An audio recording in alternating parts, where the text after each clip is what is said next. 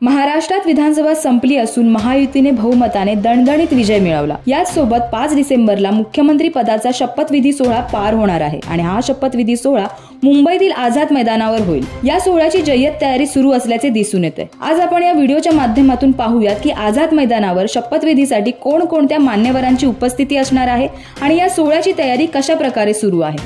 शपथविधीसाठी तीनही पक्षांच्या कार्यकर्त्यांसह नेते मंडळी तयारी करताना दिसून येत आहेत। भारताच्या अर्थमंत्री निर्मला सीतारामन आणि गुजरातचे माजी मुख्यमंत्री विजय रुपाणी हे देखील या शपथविधी सोहळ्यासाठी मुंबईत दाखल झाले आहेत। शपथविधी सोहळा पंतप्रधानांच्या नेतृत्वाखाली होणार असून 2 उपमुख्यमंत्री आणि 1 मुख्यमंत्रीसह इतर मंत्री देखील शपथ घेणार आहेत। त्याचसोबत मुंबईतील आझाद मैदानावर तयारी जोरदार सुरू असल्याचे दिसून येते। या मैदानावर सुरक्षा यंत्रणा बसण्याची व्यवस्था, पीठासीन आणि इतर गोष्टींची व्यवस्था कशी असेल ते पाहूया। आझाद मैदानात 3 स्टेज बांधले जाणार आहेत। त्यातील एक स्टेज 100 फूट लांब, 60 फूट रुंद आणि 8 फूट उंच मुख्य स्टेज बांधला जाणार आहे। या स्टेजवर पंतप्रधानांसह इतर वरिष्ठ नेते असतील।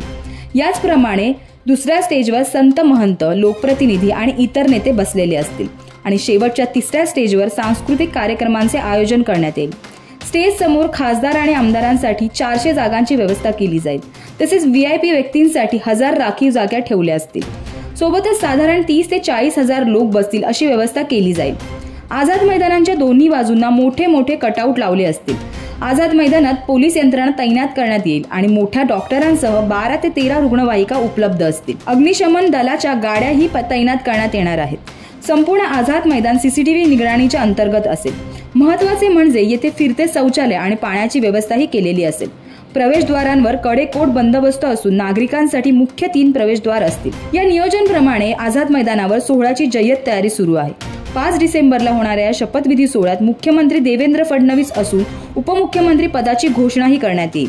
तुम्हाला आझाद मैदानावर सुरू असणाऱ्या या तयारीबद्दल काय वाटतं ते आम्हाला कमेंट करून नक्की कळवा आणि अशाच व्हिडिओसाठी पाहत रहा MB लाईव्ह मराठी।